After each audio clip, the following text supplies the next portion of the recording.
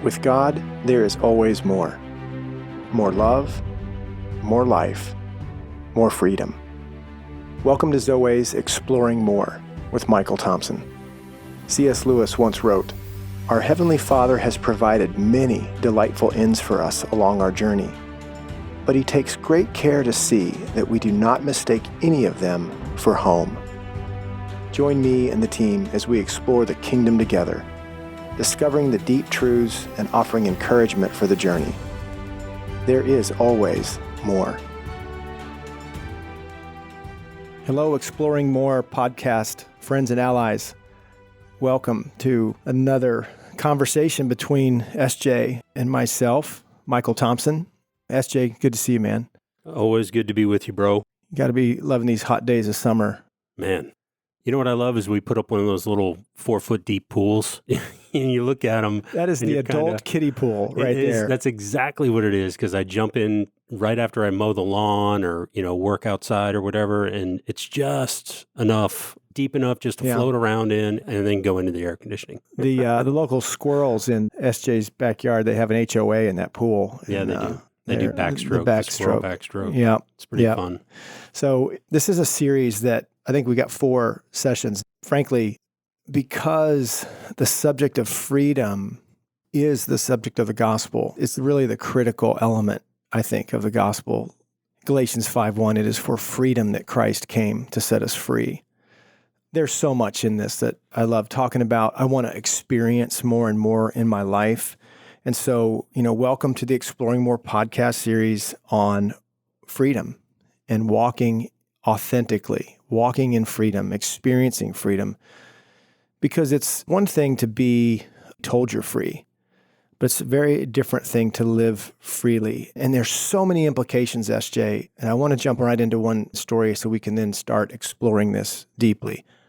And that is probably one of the most significant declarations of freedom ever in the physical realm was the Emancipation Proclamation.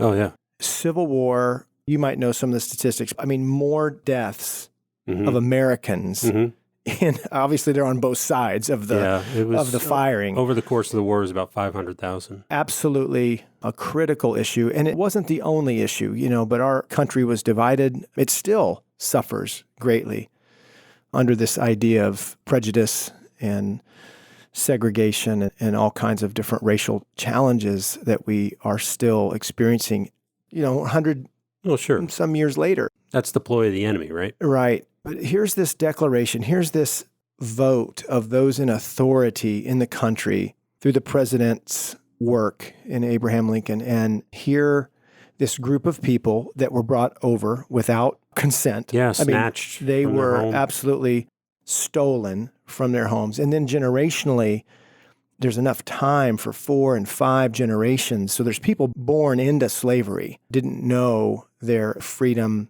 ever. And then this day comes and they're given freedom. But the craziest, hardest part is the system wasn't going to support them. Right. Where will we go? I mean, we see this in the Old Testament, the captivity of Israel.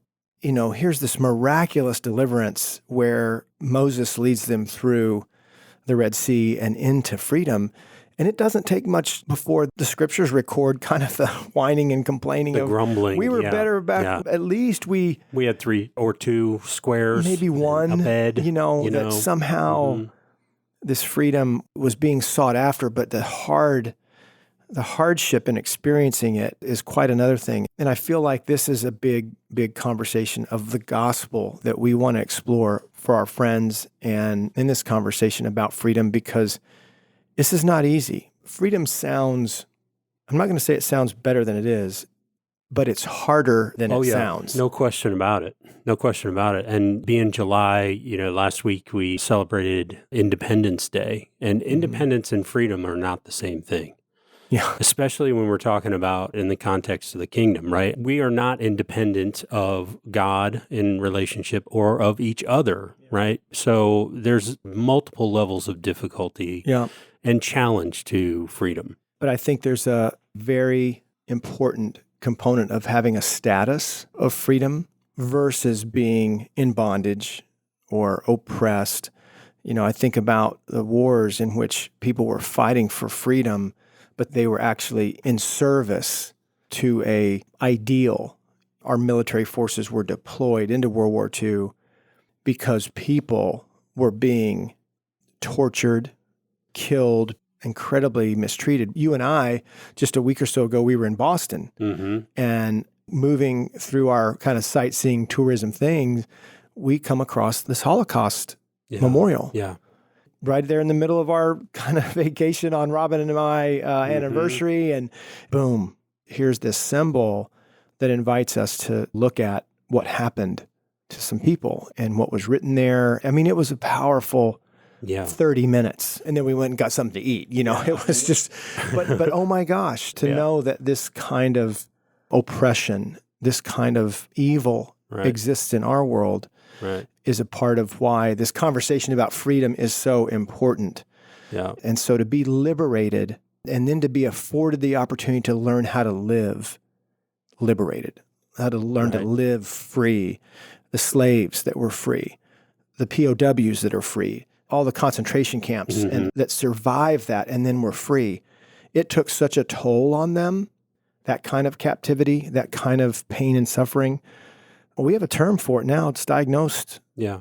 I don't know how old it is, 50, 60 years, but PTSD. Well, yeah, in World War II, they called it shell-shocked, Right. right? Or there was another term I can't remember, but it's interesting, too, that, as you referenced the Holocaust Memorial in Boston, I can't imagine it wouldn't be intentional, but it's actually along the Freedom Trail. Right. So if you're walking through Boston, there's a Freedom Trail that you can follow, and it's literally a 2-brick wide path that you follow through Boston, and it shows you all the Old North Church where Paul Revere hung the lanterns, one if by land, two if by sea, at Quincy Market, the Massachusetts State. I mean, all of these places are there. And here, that's where we were going, is we were walking into the north end of Boston and going to the Old North Church. And here's this Holocaust Memorial. Yeah. I mean, what a great place for it to be on the Freedom Trail. And so many of the folks that were memorialized there never saw the freedom. They only had memories of it from before. But great to remember that as we talk about freedom. And those are some physical realm. Those are war issues. Those are oppression. I think of Jimmy Valvano's declaration, don't give up, don't ever give up. Well, in that speech, he's really talking about cancer can have this, it may take this, but it's not going to take me. He was making a declaration of his freedom. I can have this disease, this sickness, but it's not me. Right. I'm free from that. Our brother Scott, we watched him go through this leukemia journey, and now he's doing better. Yeah.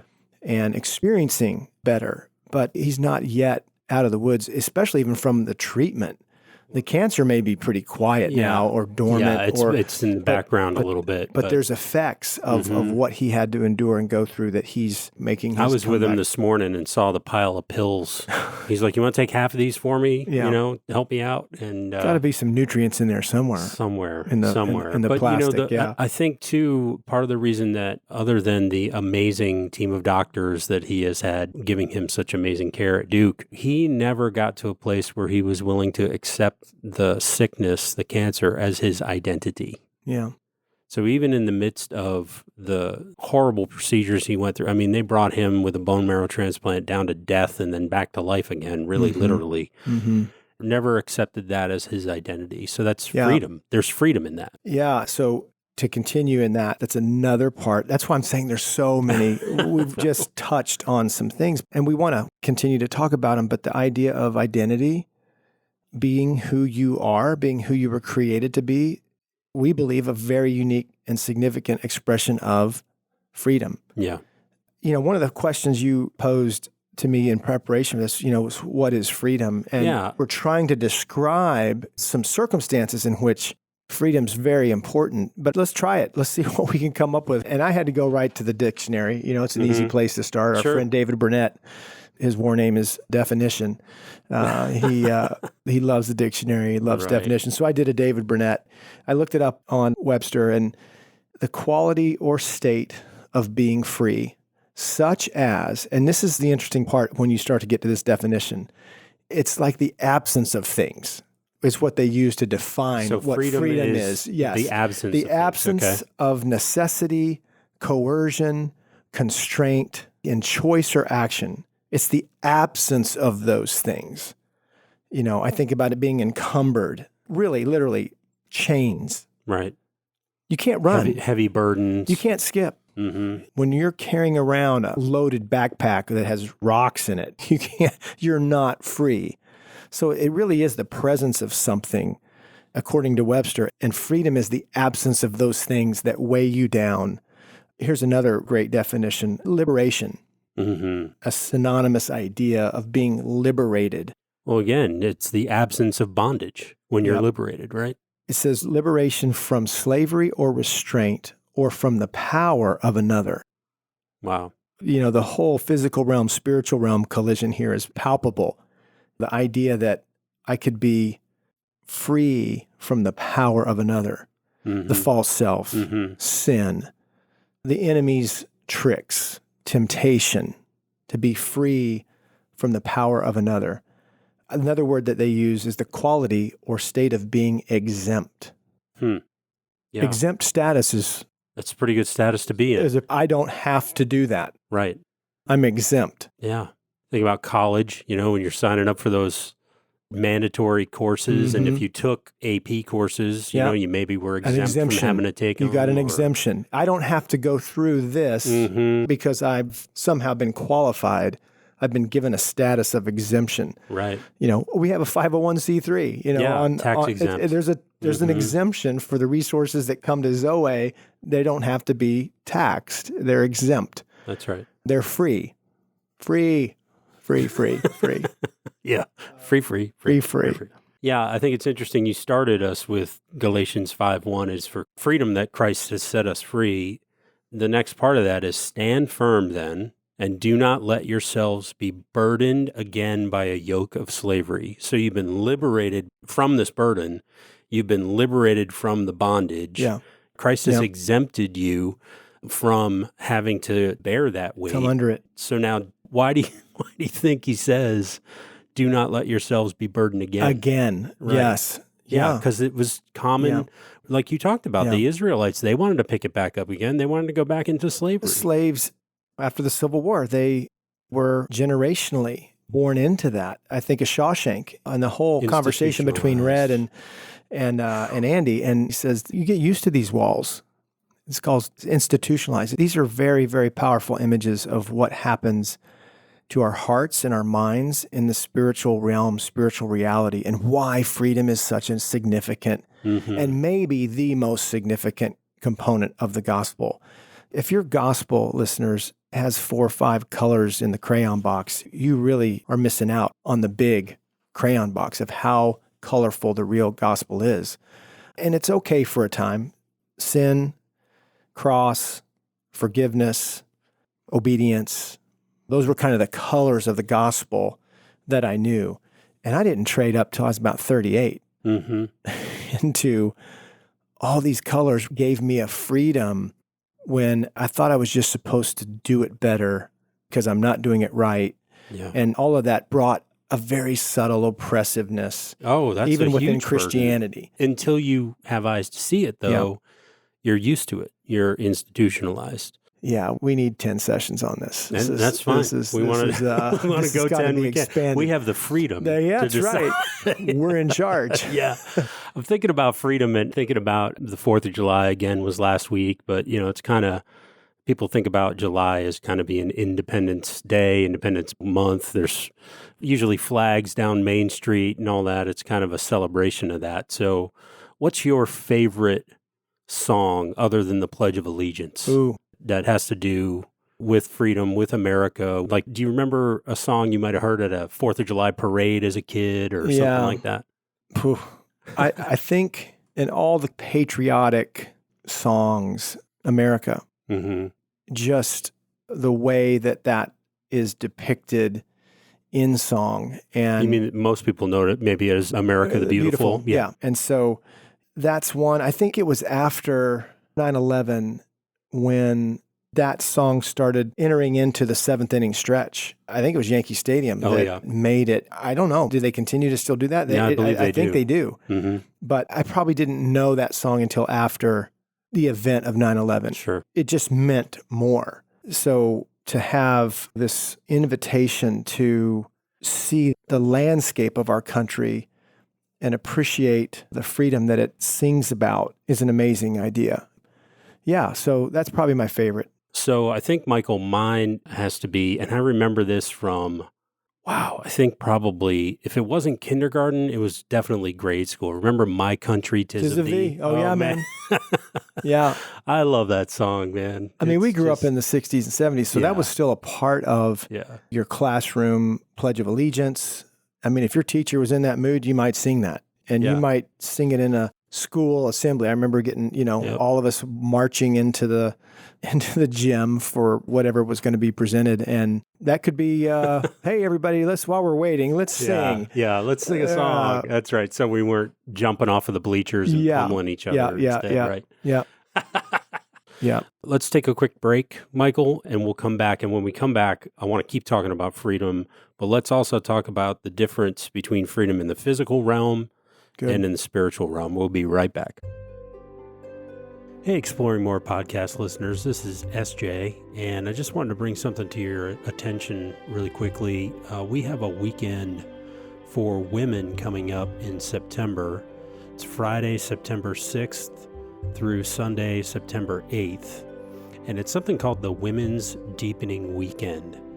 Some of you may be familiar with this weekend. Your wives or the women in your life maybe have attended, but if not, we want to encourage you, hey, maybe as a gift for Mother's Day, for a birthday, whatever you think might be appropriate, not just for your wives, but also other women in your life. Maybe you've got daughters or your mom or aunts or whatever that looks like for you, but we want to invite you to invite them to spend a beautiful weekend in September uncovering the truth that they are seen, known, and extravagantly loved.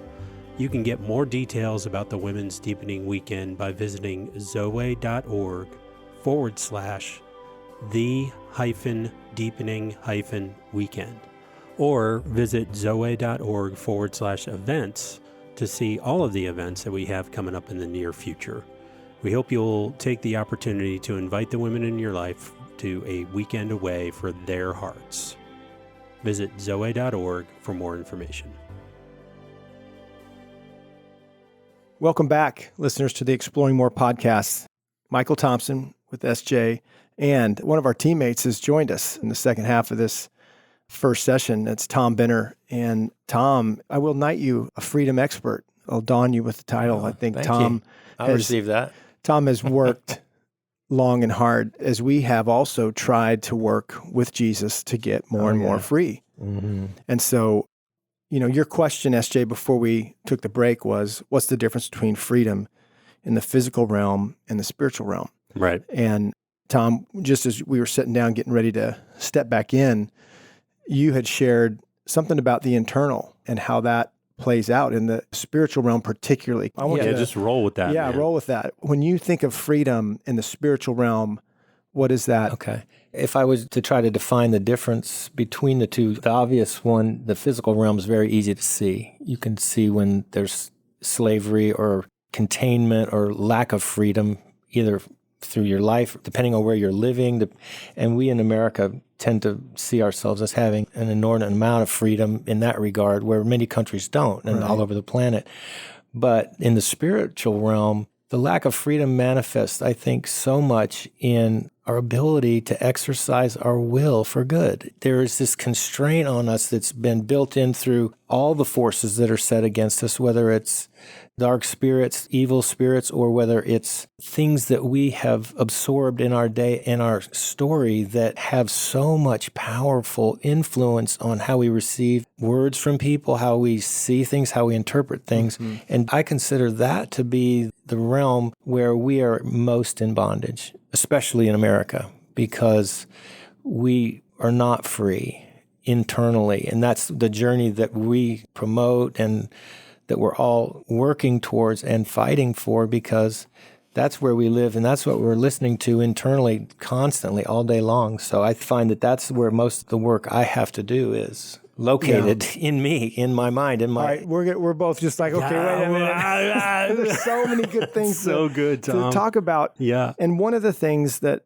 as I cut SJ off just a minute, all right, man. But gosh, Tom, one of the things that you're implying when you say freedom is the exercising of our will for good. Mm-hmm. The implication of that statement is that somehow, some way, I have goodness in me that can be exercised.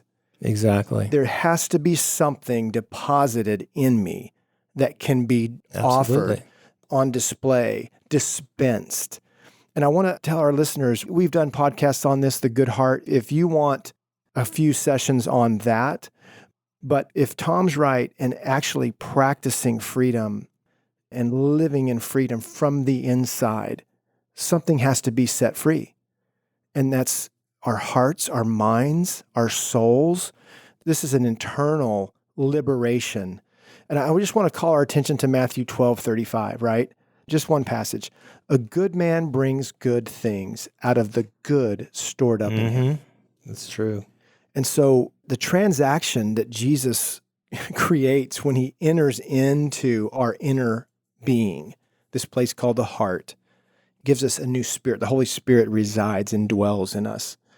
And God literally takes up residence in a unique and special way in our core. That makes you good. Mm-hmm.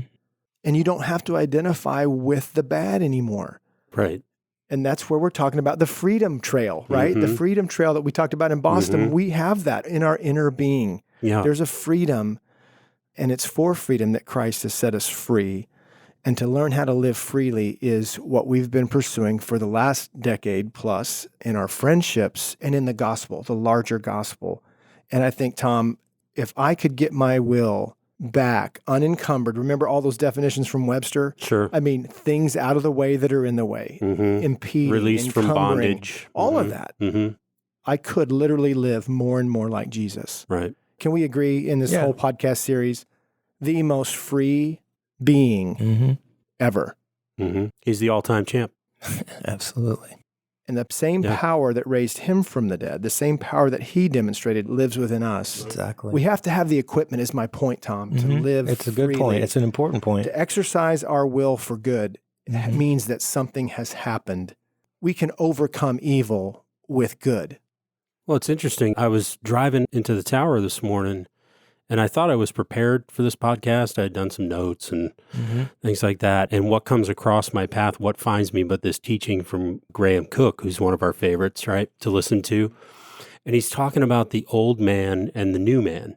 And to refer back to what you're talking about, Tom, about this internal struggle where the spiritual realm lives inside of us, we're not as free as we could be there. He says we talk to our old man rather than practicing speaking to the new man. So what we're doing is we're talking to a corpse. If you haven't listened to Graham Cook, look him up on YouTube. He's great, or just on the internet, listeners. But he said, are you really in the habit of going to a cemetery and talking to a corpse?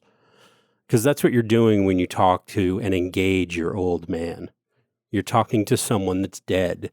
And that person is dead because now you're alive and new in Christ. Right. Yeah. There was one other part of that you were telling me earlier about the guy took from Jesus. What was that? He stole. Oh, Jesus took. Oh, yeah. Jesus paid the price for all of the things that we do as the old man, right? Our sin, and call it whatever you want, sin, transgression, whatever descriptor you want to use. He said Jesus paid the price from that. So when we pick those things back up and we are in bondage again to the yoke of slavery, we're actually stealing from Jesus. We're stealing from Jesus something that he bought and paid for. Yeah. Just like, that's an interesting way I to think look I've at done it. that. It is an interesting way to look at it. I think I've actually done that with a credit card. So I'm actually paying and paying and interest. paying and paying. Yeah. Oh my gosh. So not a great way to live. Well, you touched on it before the break, Michael. You talked about your early years of development and even as a young adult being in the church and trying to work for this freedom that we're describing. And I think, Tom, back to touch on what you described, so many of us are caught in this head knowledge We're trying to figure out the next right thing to do. And what we often say is that we live a life from the heart, and the heart is where freedom dwells, where the Spirit dwells, right? So it's that head to heart journey that so many of us need to go on. So what was that like, breaking free from the bondage of, what's the word I'm looking for? The only word that is coming to my mind right now is liberalism. That's not right. The bondage of, you got to check all the right boxes, you got to do all the right things. I mean, religion. Yeah, religion, but no, I can't think of the word I was trying to use. Anyway. Well, it's the performance life. It's the performance life, yeah. So what's it like to break free of the expectation that you have to do all this yourself, that you have to perform up to a certain standard well enough, sin less? That's not freedom. Well, I think a big quantum leap occurs in each person's heart and life when we shift from seeing God as the one who's going to punish us for what we've done, or is disappointed, or is irritated, or impatient with our journey of trying to get free from the stuff that accumulated in our lives over a lifetime. When we change to see his role, Isaiah 61, when Jesus quoted that, and he said, I am here to bind up that brokenness and set you free from this dark place that you're living in. And so if we can embrace the fact that we have the greatest advocate for freedom that you could ever ask for, that's constantly trying to help us to get past the things that cause us to go for the less wild lovers, as Grant Curtis would call them, and start to realize that the things that we think are going to satisfy us that we know don't and haven't, but we keep doing them, that's like living on autopilot. It's sort of a mechanical life that we fall. That's slavery to me.